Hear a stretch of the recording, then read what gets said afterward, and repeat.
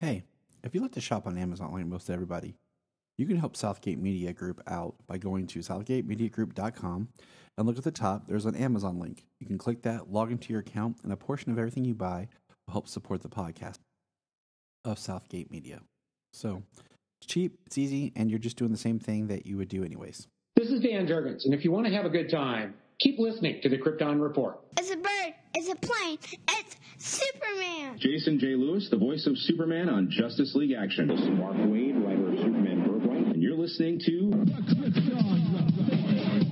the All Things Kryptonian podcast, including Superman and Supergirl. We discuss games, movies, cartoons, TV shows, and comics. Find us on Facebook, Instagram, YouTube, and Twitter. Hey guys, before we get started, I just want to say, if you haven't done so yet, but check out the Aspiring Kryptonian podcast as well as the Last Sons of Krypton podcast, both hosted by friends of ours. Good time in the world of Superman. Welcome to the Krypton Report. I'm your host, Tyler, the Superman of tomorrow, the man of tiredness. That's right, because I have children and we're house hunting. And with me, as always, the Superman of red, that partner of crime of mine, the Man of Steel himself, Mr. James. Partner in stopping crime. Yeah, partner in stopping crime.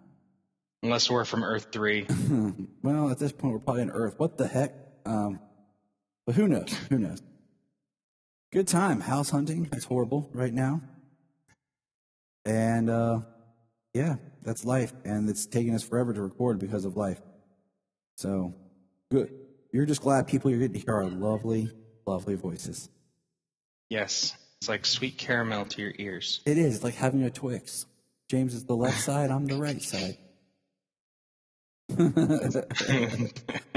And nobody understands what that really means because Twix is like that. But let's jump into some news. I felt at first like it was going to be like a slow, kind of like, oh, okay. But we got some interesting just points of news. So let's start it off here. Our good friend Brian went to Metropolis, Illinois. So he got to go to the Superman Museum. Thought we'd throw that out there. Try to get Brian to talk about it. He was like, and I quote, "It was awesome. But I had my wife with me. So I had to walk through it once. Really didn't stare and look at stuff. So I forgot that." End quote. Well, I mean, I guess at least he got to go. Yeah, my wife was awesome. We went through like 4 times. Awesome. The digital release of Justice Society World War II has been released this past. For all the listeners, we do a review of all the DC animated films, but we don't do it till the day that the physical copy drops. Even though it's getting crazier because they're moving around when the physical drops, they're moving stuff when it premieres on HBO Max, yada yada yada. But we believe in waiting for the physical so that everyone has a chance to watch it and before we drop their review. I'm not some people like us kind of we like to have our physical copy. So I don't often double dip and buy the digital as well as the physical. And I also don't like these people who drop these reviews the day that something comes out.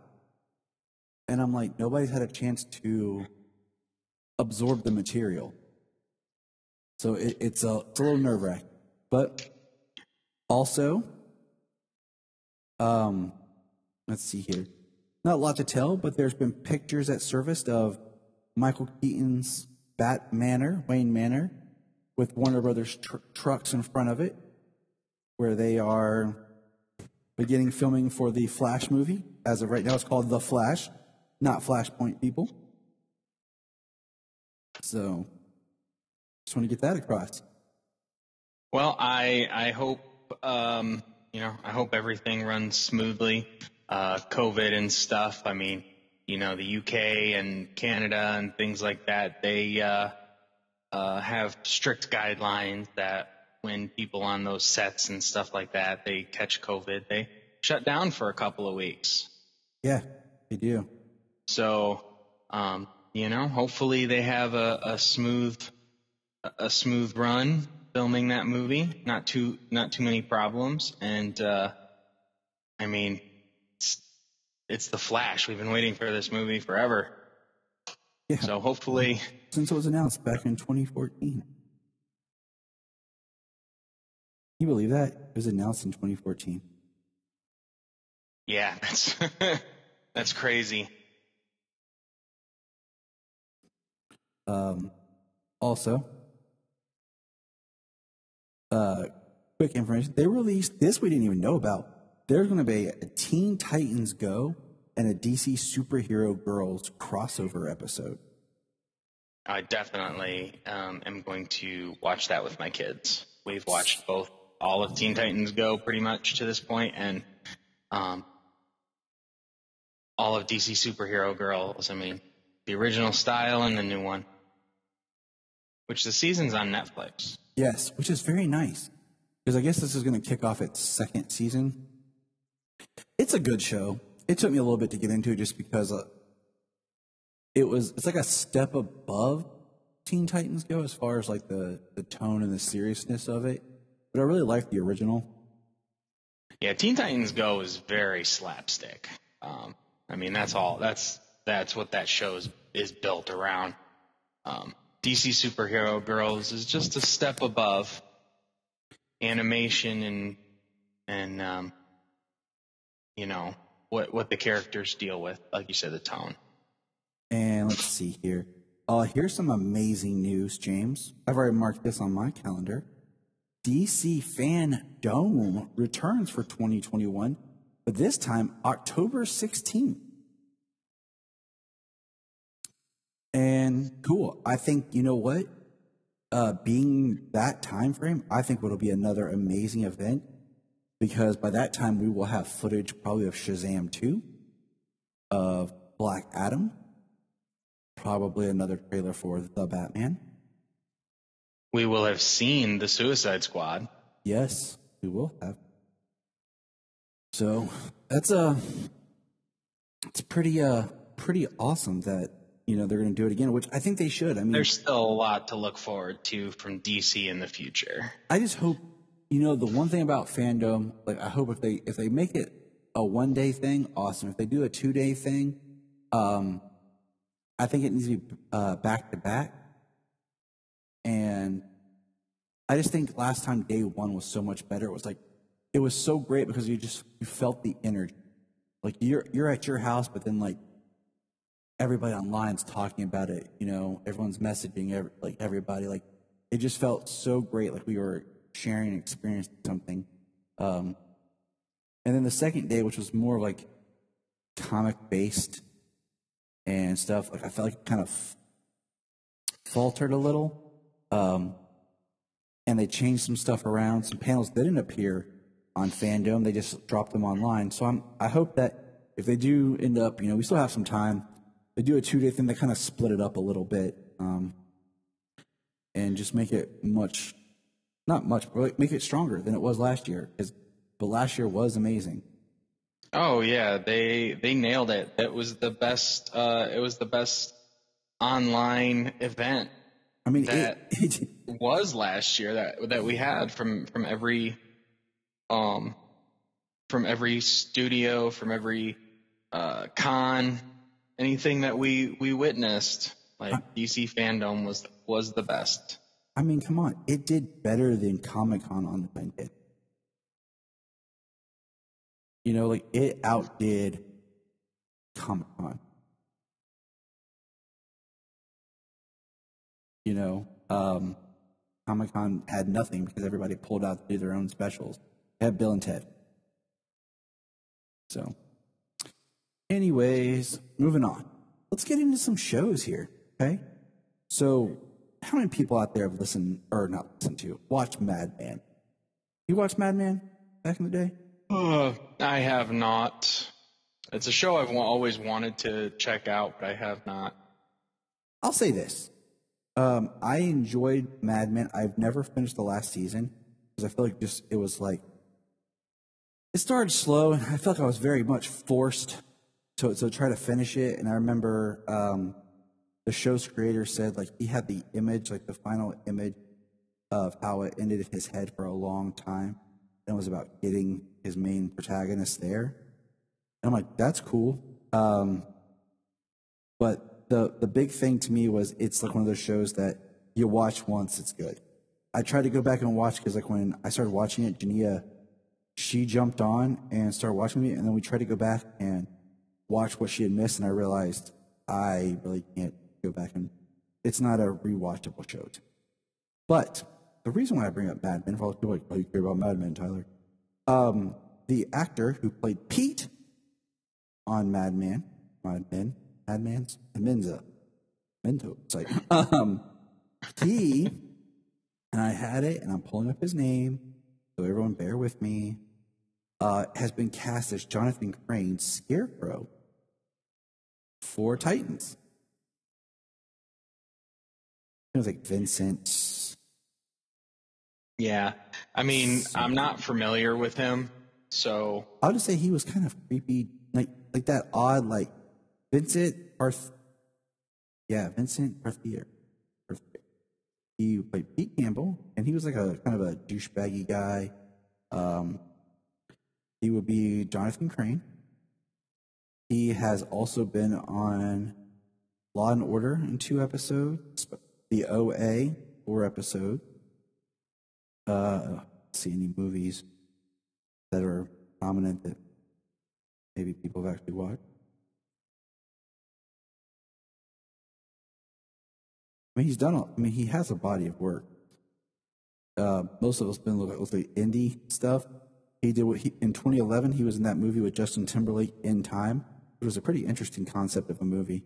He played Philippi Weiss. But yeah, I mean, he's worked for a long time, but a lot of like really small budgeted films. Check him out on IMDb. I mean, I think he's gonna do great. He's got this weirdness to him, this awkwardness. Like at some angle, you kind of like him, but then sometimes you're like, I'm kind of not like scared, creeped out, but just kind of like creeped out. yeah. You know, like that. Well, that's good. You know, like that. You know, like middle-aged white guy kind of thing, where you're like, dude, like if you had a mustache and glasses, I would think you were a serial killer or rapist, like, you know, that kind of thing going on. So good for him, Jonathan Crane. You know, it'll be nice to see a really good Scarecrow. They kind of did it really weird when they did it on Gotham. They did another one of those like twofold things where they had Jonathan's father as like kind of a proto Scarecrow type thing, where he was scaring people, and it was played by Julian Sands, also known as Jor-El from Smallville. And then they had like a young Jonathan Crane that he grew up or something, and then I mean, by the last season, he was Scarecrow. He looked awesome, but he was just in like a Scarecrow suit. But it'll be cool. Scarecrow is definitely one of those very interesting villains.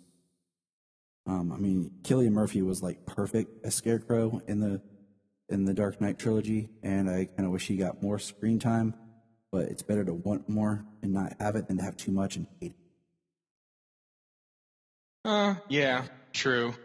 He definitely didn't get enough screen time and you know, the things that happened. I know they were pulled from the comic books, some different stories with Scarecrow, but they were very small parts after Batman Begins, and they nailed the costume on Gotham for Scarecrow, and by the end he was pretty cool. So, I mean, and Titans is a pretty serious show, way more than they could even do on, you know, On Gotham. primetime Fox. So, yeah, definitely looking forward to seeing what they bring to Scarecrow on HBO Max. That sounds really good. Sounds really cool. Yes, it does. I want to. For real. So the next piece of information, HBO, speaking of, they have cast their Guy Gardner for the Green Lantern series. And it's the actor Finn Wittrock. Now, I know he did a lot on American Horror Story. I also know that he was one of the actors that was in talk, rumored to be whatever you want to call the hype machine, to be Nightwing when they were talking heavily about the Nightwing movie. But he's going to be Guy Gardner. And that's all we have to say about that. Nobody likes Guy Gardner. Not even Guy Gardner likes Guy Gardner. Right. I mean, who would? Seriously. I like the actor. I can say that. I showed up on season 4 of American Horror Story and has, I think, been in at least most of it since. I'm not entirely caught up, but so far what I've seen since season 4, he has been in. Nice. Yeah, That's so one of those shows I do like. We started it, and it wasn't a bad. It just we couldn't get into it at first because we were kind of forcing ourselves because we just had so much going on. And then we went back and watched the season that had like the witches, and then it's just one of those shows that through which is a good season. Moving around, not having cable, and then just being busy, and then kids and stuff like this, I've never really gone back to. Because then we had the whole explosion of superhero TV. Right. And just trying to keep up with that stuff.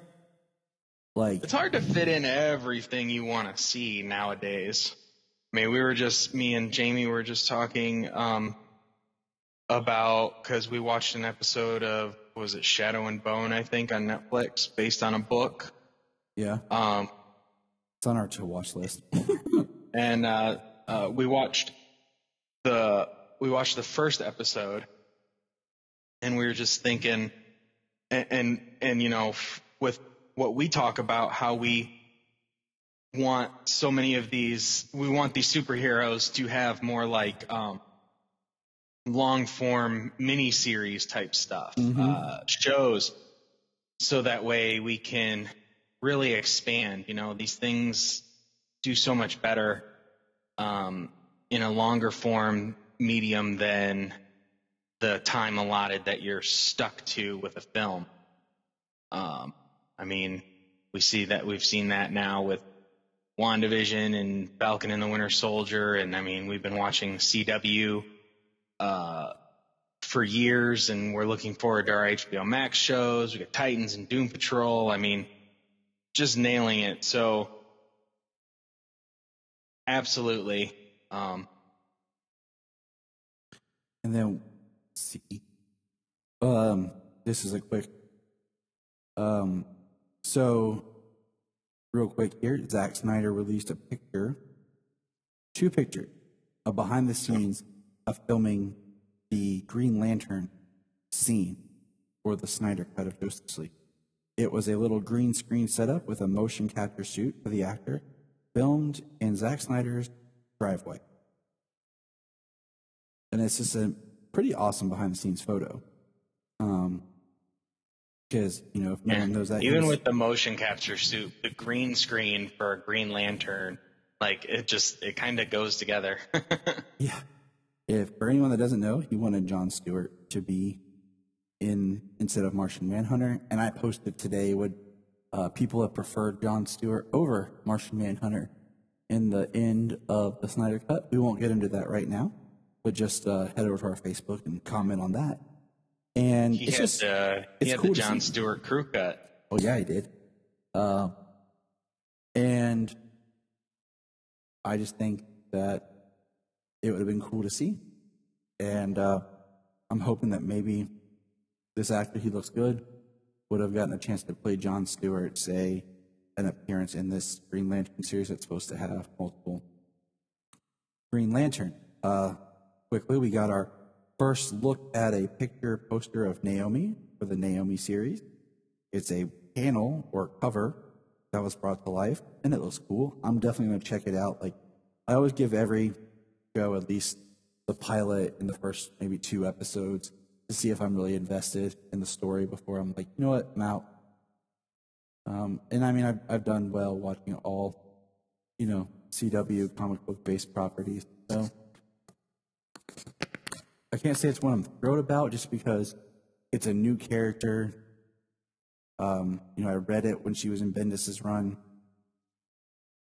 She doesn't tie into any of the other characters, so it's like she's this very outlier.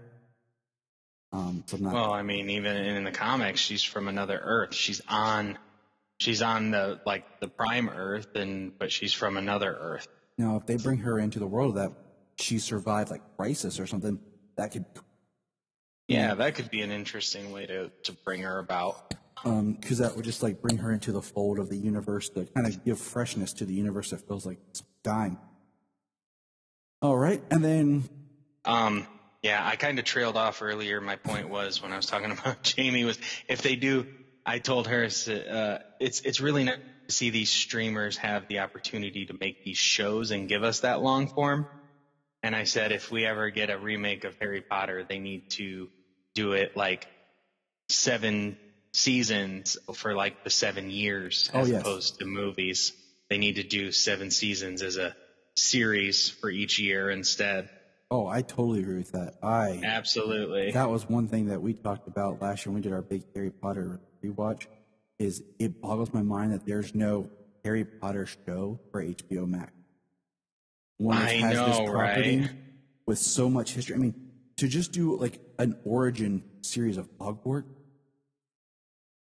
would be amazing because then you don't have to worry about tying it into anything else. And you can tell it can be completely original for and the you most could part. tell the founding of Hogwarts with the main wizards, and I mean, Janine and I just went down the whole. There's so much lore for those characters too. And what all brought it up too was the fact that I didn't know that Disney Plus is doing a Percy Jackson and the Olympians show. Yeah. Over there, I was like, oh man, like this is amazing. These streamers doing all these books, we're able to get more of that content because they're not trying to boil these books into movies. Right. What do you call it? Crap, I forgot. Oh well. Anyways, Sorry. No, it's long. We watched it with. We watched the Percy Jackson movies last year with the kids too, and they both enjoyed them. And it was like, they're like, oh, is there another one? Nope, just the 2 kids. You know, I'm like, oh, okay. So it'd be nice to have that kind of long form storytelling.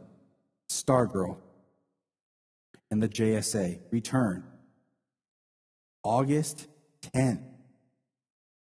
When they said summer, they weren't like, they didn't mean summer. They meant like, hey, late summer, guys. Because I always think of like August, like late summer, you know? Just because like, you know, I've been out of school for how many years, but like summer is still like fixated like on the school calendar, you know?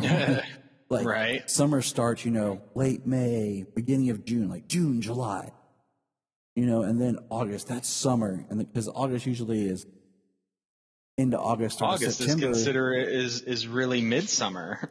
Yeah. Like that's like the mid to late summer when it's supposed to be the hottest, but like you start school like at the end of August. Like you start in mid to late August, that's when like you start 2-a-days or conditioning, depending on the sport, or, you know, getting ready for school, you know? Yeah, football and soccer. So it's like, it's just weird because I still think of August as like into summer, starting into fall, and really fall doesn't start like the end of the year. So, you know, and it's just like, yeah, stupid school calendar. But speaking of August, so this Tuesday, coming up, May 11th will be the Supergirl mid-season finale, with the following May 18th being the return of Superman and Lois.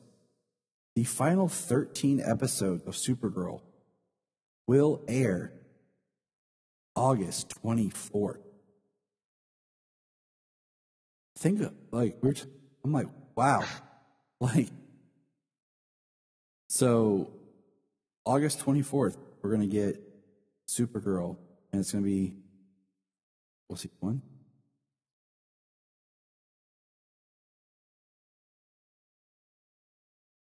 I was going to say, when does 13 weeks put us at then? Like 3 months down the line. That's November. Mid-November, yeah. Yeah. So. And potentially, if there are any breaks, we're not looking to finish Supergirl until December or January with those 13 episodes, depending on the breaks. I mean, we really don't know what the airing plan is, and if they have to make adjustments for it.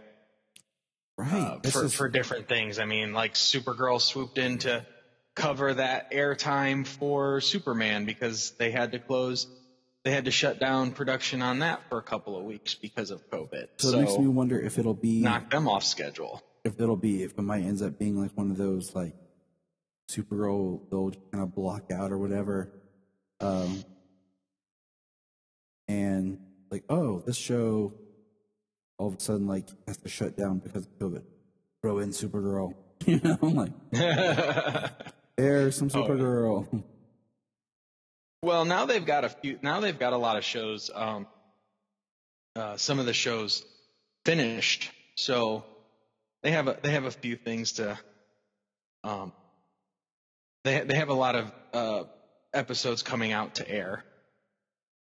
Yeah, but it just kind of blew my mind just because it's like 13 episodes that late. But okay, you know, like.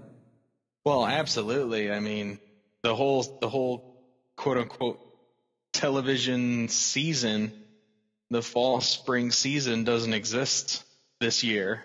Yeah, I mean, it really doesn't. I mean, CW usually launches their shows at the beginning of October, which is always something to look forward to. Yep. But we didn't get anything until January, February this year. That is all the news that I have. And now we'll jump into Supergirl because we have dilly-dallied enough. People are like, get on with it, kids. And we're like, okay.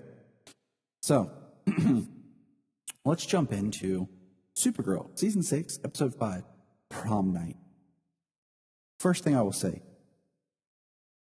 this episode felt like, this was weird. And I say that because this is the episode that, like, you get when they're about to do a crossover, when they need their main characters and our actors away to be filming for the crossover. And if you think about it, like the scheduling, this would be that episode, building up to that crossover mid-season. Right. So it was just weird with knowing there wouldn't be a crossover and they were working on writing this season, that they still kind of did this episode. Just kind of makes me wonder, because there is no Kara, well, no Melissa in this episode. Yes, no Melissa. This is our second Midvale episode, and the first one was a flashback, and this one actually involves time travel with Legion ship. And is that a Legion ship? It's got to be, right? Yeah, that makes sense. Brainy has his Legion ship. And they time travel back to Midvale, and so the last episode of Midvale was a very much a homage to Smallville, and then this one they keep that, but they bring in Supergirl, so it's kind of like a Supergirl Smallville crossover. Yeah, I mean, it's interesting. Definitely a blend. You know, but it just kind of threw me because I was like, wow, why, like, but anyways, it's Brainy and Nia focused. Like, right. It starts very quickly at the beginning where we see Jean and Alex, and then they just, I don't think we saw Lena, did we? No, I don't. Did you even see Jean and Alex? Don't recall.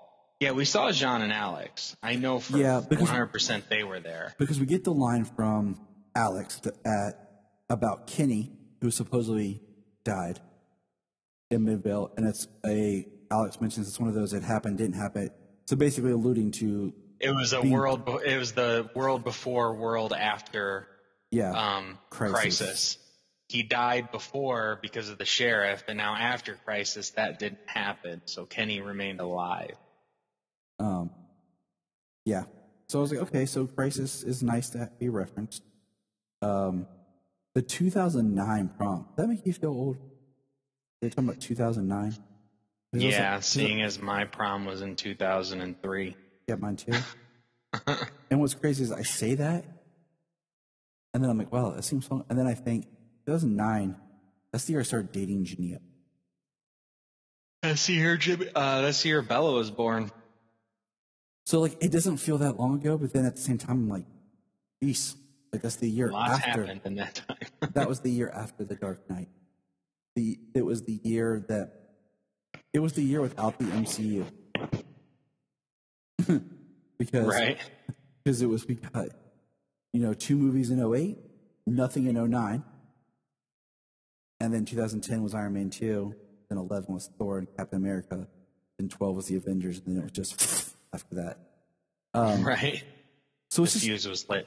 So it's just kind of crazy. Like they talk about it and like they're trying to act like it's so long ago in some ways. And I'm like, dang, that just feels weird. And then I try to establish like a timeline, trying to think like when Supergirl, like this show kind of exists like in real time, So I was like, well, if Supergirl premiered and like it was supposed to be 2015 when the series started. And I was like, and I'm like, okay, so I'm like doing this math, and I'm like, okay, she went to college, but then I'm like, post-crisis, so I'm like, it gives us like 2 years of playability. Like, you know what I'm saying? I'm sitting here like, okay, Tyler, calm down. But so basically, they're going back to the past. Brainy is stressing again, and they make a joke about him missing last time, like 12,000 years trying to time travel. We find out that Alex is already in college, and she's back, and she's mad at Kara for not telling Kenny that she wants to go to college. National City University. Instead of Midvale College. And I was like, Midvale has a college, but then I had to pause and think that there's a Christian university in Circleville. And I was like, okay. I just was like, all right, I shrugged it. Like, okay. It's a college. It's Midvale College. It's Midvale Community College. You know what I mean? I just kind of like, okay, makes sense. We meet young Cat Grant, which I feel like was just put in here for fun, but actually I find her annoying. Very annoying. She is so annoying. She has some of the mannerisms and the cadence that Callista Flockhart had, but none of the charm that Callista Flockhart had, and it was bad. Exactly. And that's exactly what was missing. Because there was no charm to it. I was just like, oh, okay. She works for Perry White. She's a Gotham columnist, and she's trying to break out into serious journalism. So I got to give her points for that. The time box is damaged somehow on the shuttle. And of course, Brainy and them are like, it can't be seen. Can't be seen. And then, of course, there's Kara, Alex, Penny. Yeah. So they have to become Brenda to hide who they are. Gave me a little bit of feeling of like Superman Secret Origins issue 2 kind of thing, where like the Legion comes back and talks to Superman and trains him, takes him to the future, just like the whole Brainy representing the Legion coming back and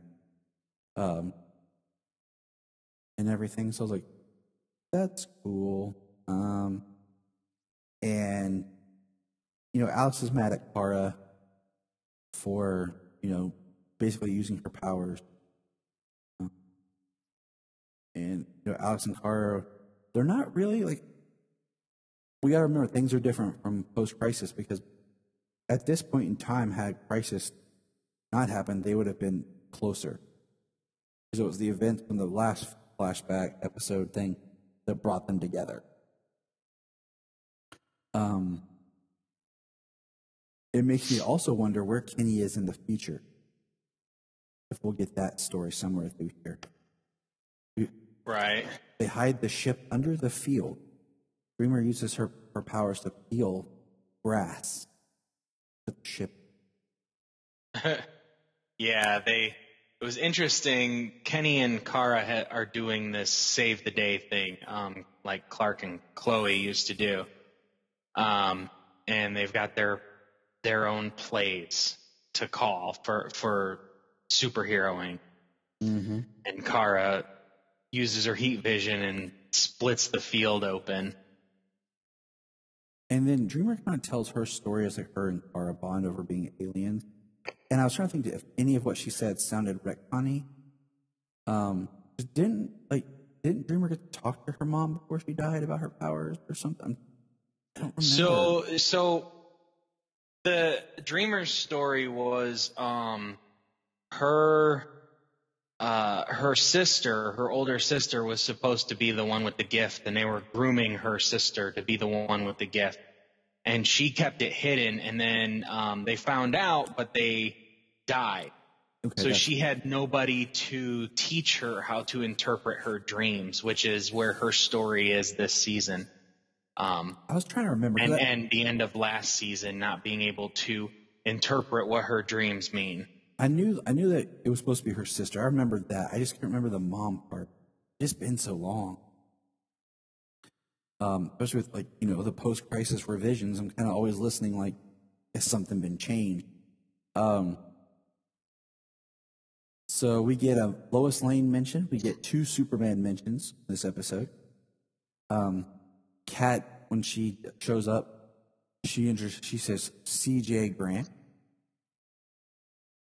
And she just takes Alex for Eliza, because Alex is wearing Eliza's badge, into Midvale to try to use some of the college tech to help, trying to help them fix their ship. That's fun hijinks, but at the same time I'm thinking, where are the Danver parents? Jeremiah's already gone at this point. Where is Eliza? Okay.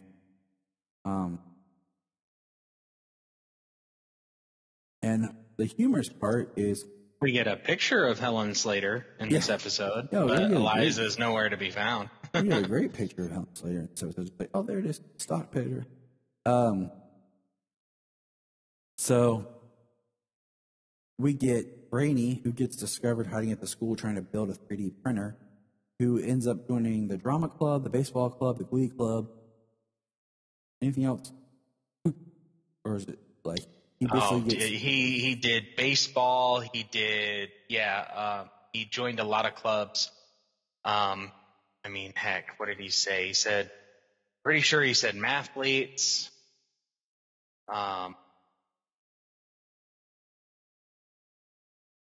Yeah.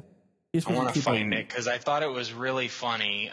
He's supposed to be keeping a low profile, but he joins while he's waiting for his homemade 3D printer back in 2009 to print. And I'm just like, you don't have anything on like your Legion ship? I love when future tech is supposed to be so awesome and then it doesn't work when you need it to. So. And then we have a key events sideline that goal. What did you say? STEM, lab and research of sustenance, Glee Club, Spartan Chief, needing to preserve student cover. I agree. Math League, Drama Club, and Coach Drama Guild and Coach Kripke. Yes, Kripke. The dual meaning for us fans. I think Big Bang Theory and I think Supernatural. Yep, I think the same. Is this our first Cat Grant post-crisis? We haven't seen Clarissa Flockhart, have we? Oh, I do not believe we have. Yeah, I don't think we have. I thought about that. I put that down. So there's a truck that's driving that no one's driving because we have villains who run an international zoo or intergalactic zoo, and they found there's 2 Kryptonians on Earth. They want to kidnap one. These villains, there's like Torque. They basically stage a gas truck explosion attack, and Kara stops it. And then they find out there's Bluin also on Earth. These villains suck, and they're lame, and they're just. The funniest thing that they did was not even something they did. It's when Brainy brings up 2 pictures.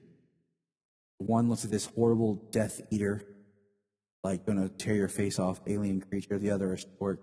He describes one as the vegetarian. These people are vegetarians, and it's scary looking. That was fun. But this, Torque guy is just lame. I'm sorry. But we find out because of Brainy's actions, it alters his. In the future, he's still at large. He was not apprehended like he was supposed to be.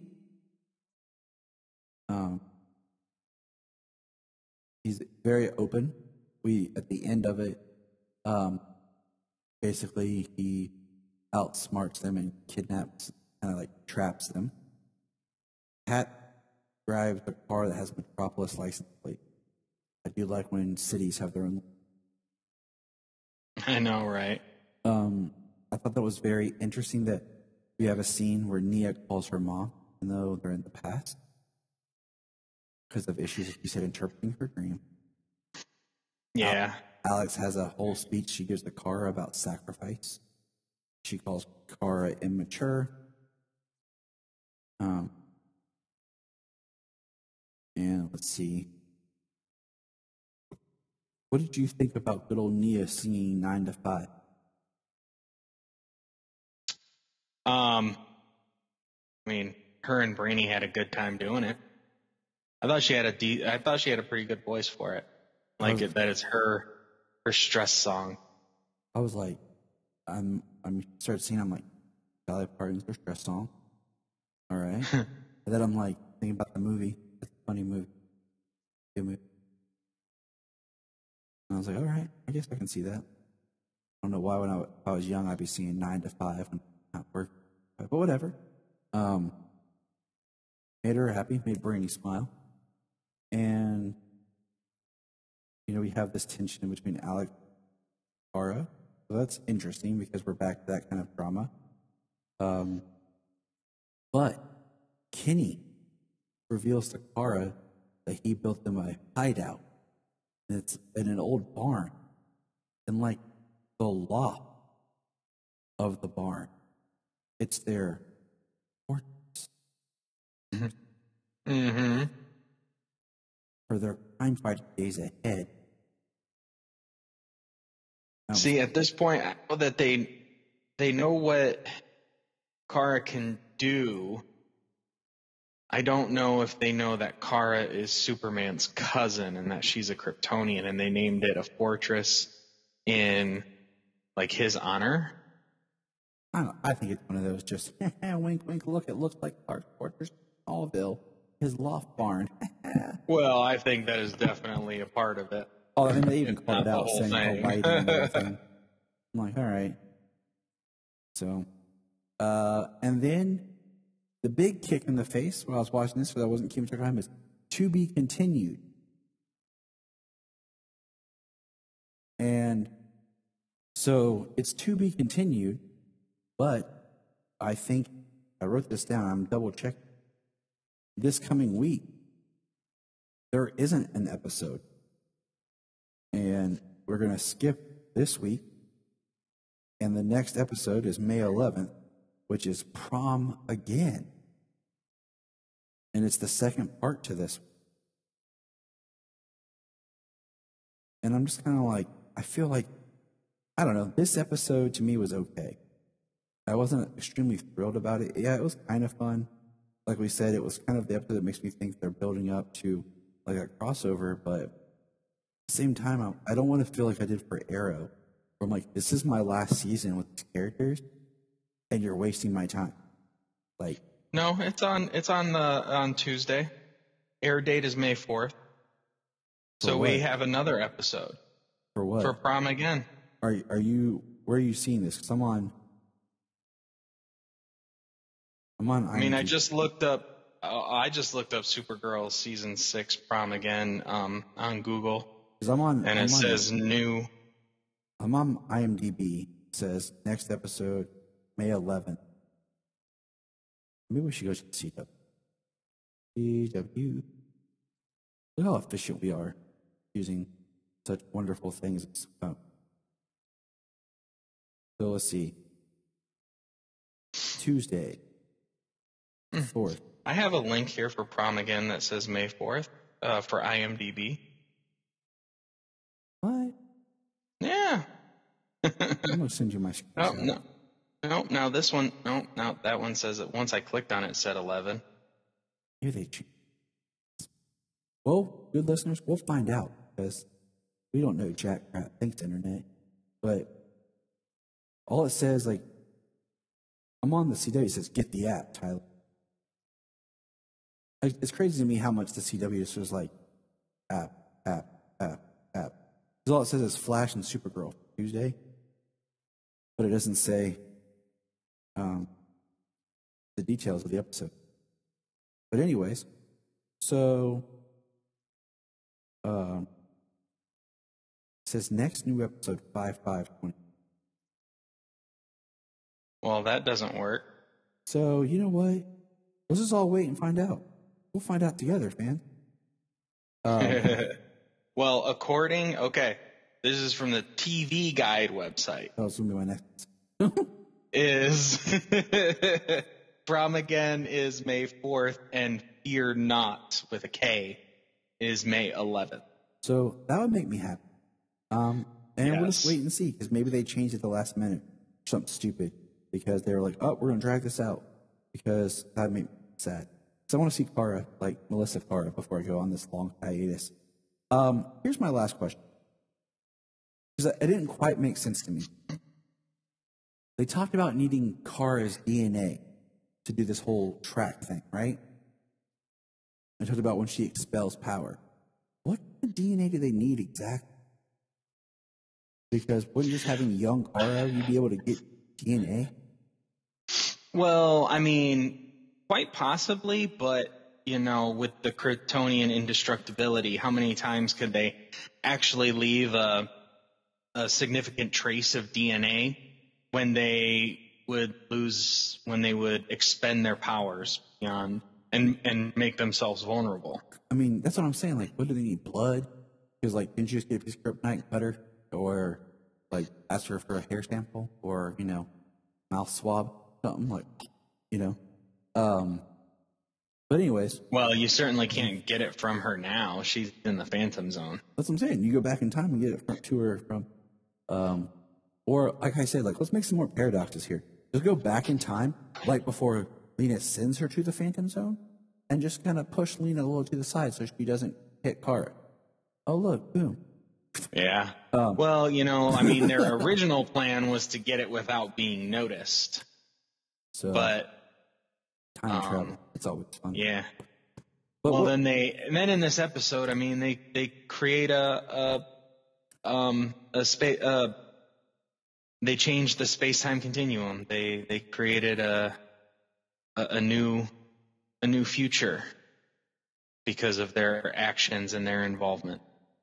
But a bunch of not very smart. For a 12th level intellect? No. Right. Isn't that always weird? So it's kind of nice though. I mean, I definitely like Jesse Rath better since he got the inhibitors taken off. And this season he's done really good, very good acting, trying to play a character who is feeling emotions for the first time. I like, because normally we experience that as a child growing up. Mm-hmm. That's why children throw fits and stuff. They're dealing with emotions that, not all the time, but that's why they do from time to time, is they're dealing with emotions that they don't know how to cope with. They're learning. Yeah. And now we've got Brainy here doing it. And, in the last 2 episodes, he's stress eating. Yeah. And,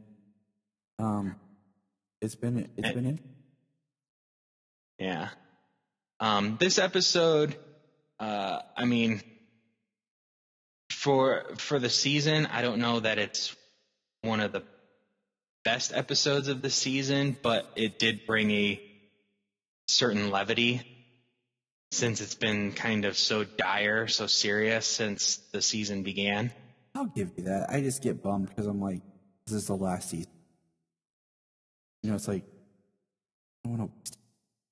Right. I don't think it's a very bad episode, but I still can't get over the young woman they cast to play Melissa as a teenager. I mean, you can almost see that she could freaking grow up to be Melissa. I think both, like even the Alex cast, Yeah. I think both of them are very good. I don't think Cat Grant is. But that's James's thought on Supergirl. What is your thought, good listeners? Let us know. Hold on to your tights. Send us a message. And remember,